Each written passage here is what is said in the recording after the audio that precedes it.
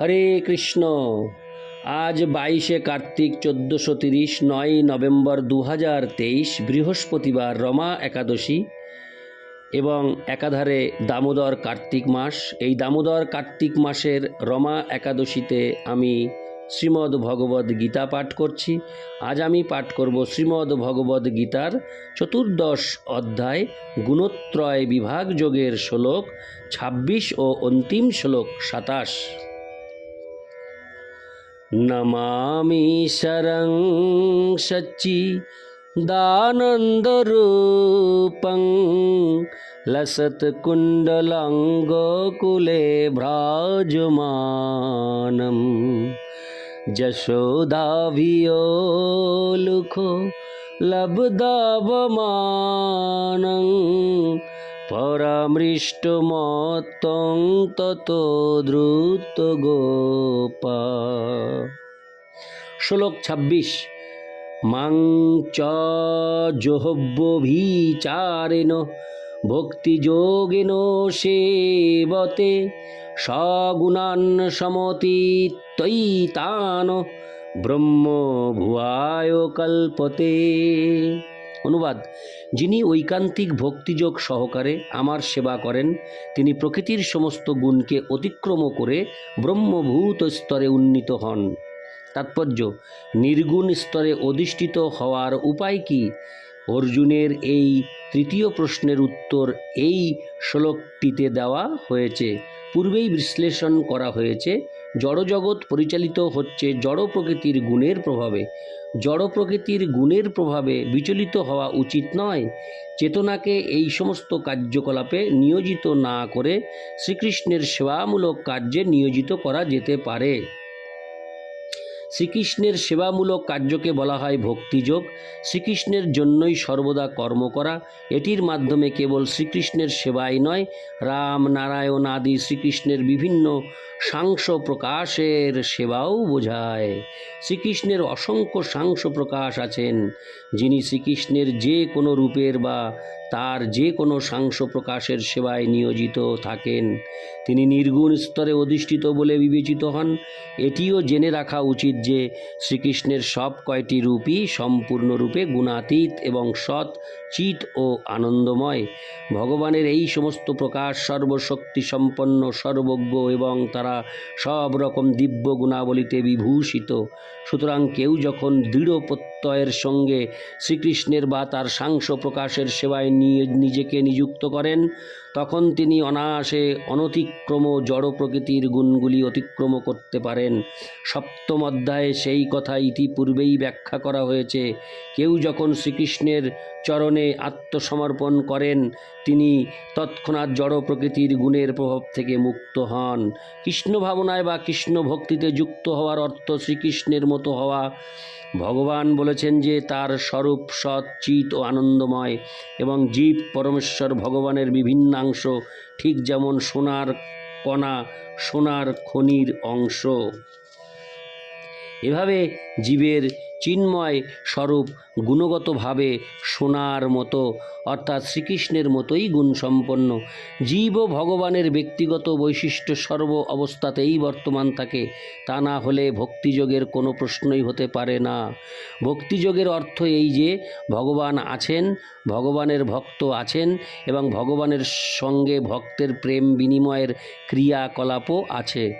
তাই পরমেশ্বর ভগবান ও জীব এই দুজনেরই স্বতন্ত্রতা বর্তমান থাকে। তা না হলে ভক্তিযোগের কোনো অর্থই হয় না।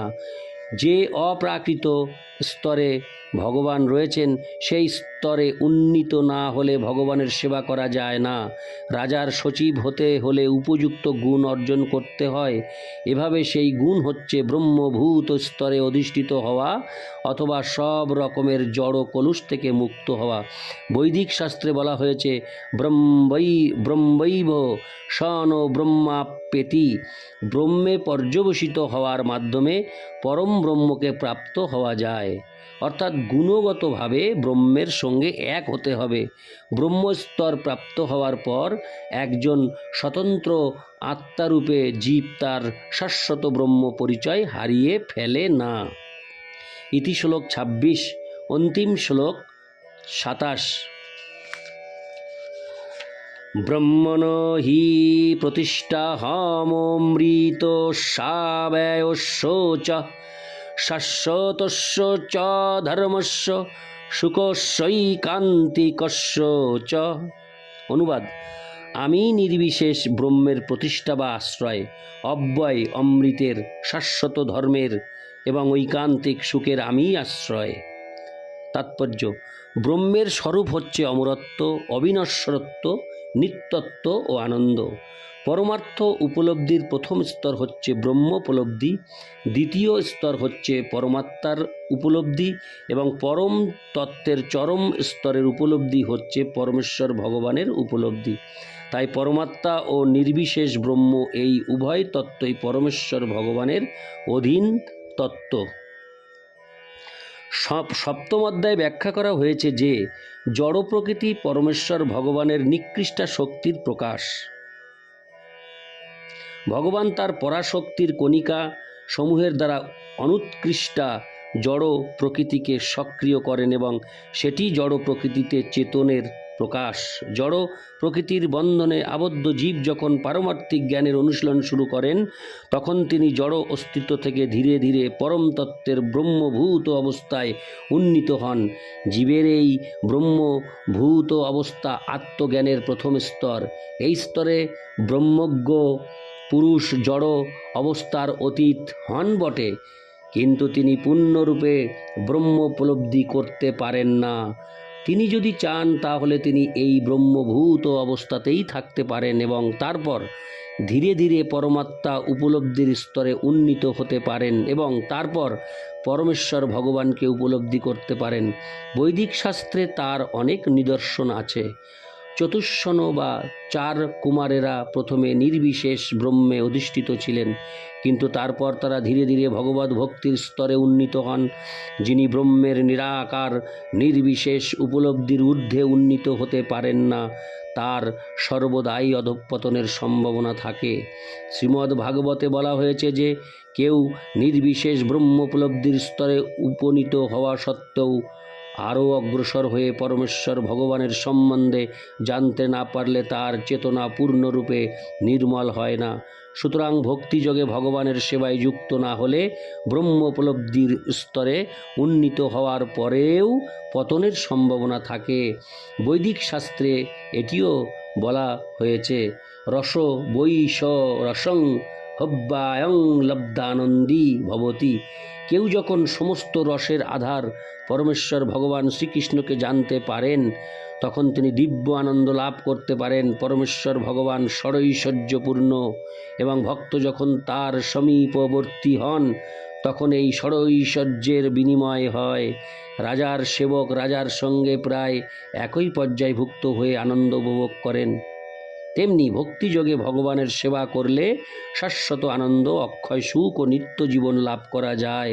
তাই ব্রহ্মোপলব্ধি অথবা নিত্যত্ব অথবা অবিনশ্বরত্ব ভক্তিযুক্ত ভগবৎ সেবার অন্তর্বর্তী।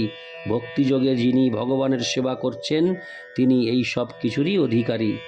জীব যদিও প্রকৃতিগতভাবে ব্রহ্ম, তবুও জড় প্রকৃতির উপর আধিপত্য করার বাসনা তার রয়েছে এবং তার ফলে সে অধঃপতিত হয়।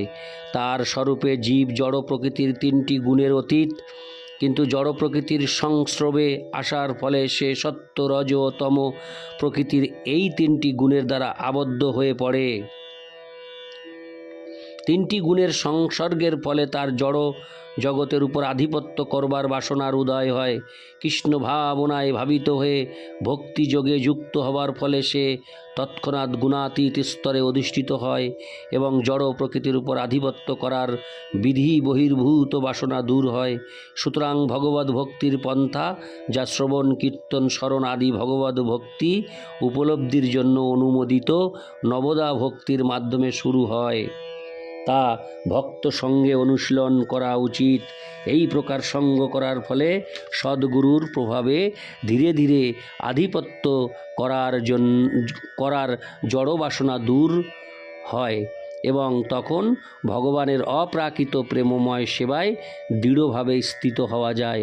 এই অধ্যায়ের 22তম শ্লোক থেকে শুরু করে শেষ শ্লোক পর্যন্ত সব কয়টি শ্লোকে এই পন্থা অনুশীলন করার উপদেশ দেওয়া হয়েছে।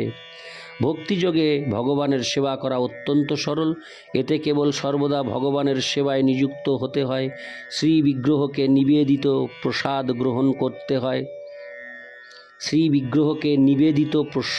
গ্রহণ করতে হয়।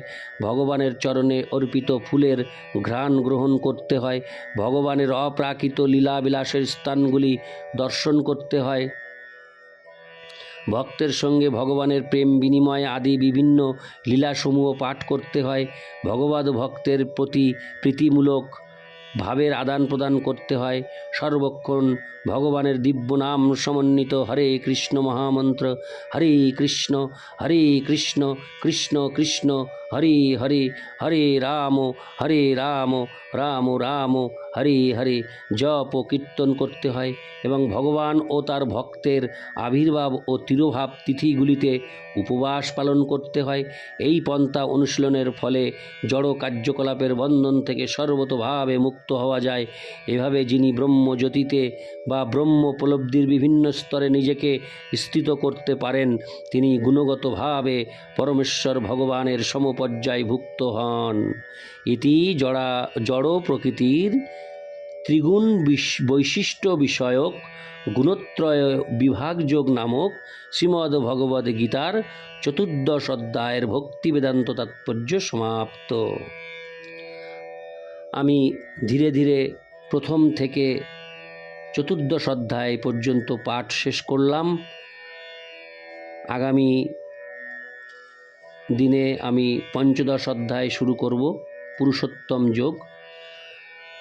তো আমার সকল যারা শ্রোতাবৃন্দ রয়েছেন, ভক্তবৃন্দ, তাদের জানাই আমি এই গীতা পাঠ শেষ হওয়ার পর আমি শ্রী চৈতন্য চরিতামৃত পাঠ করব।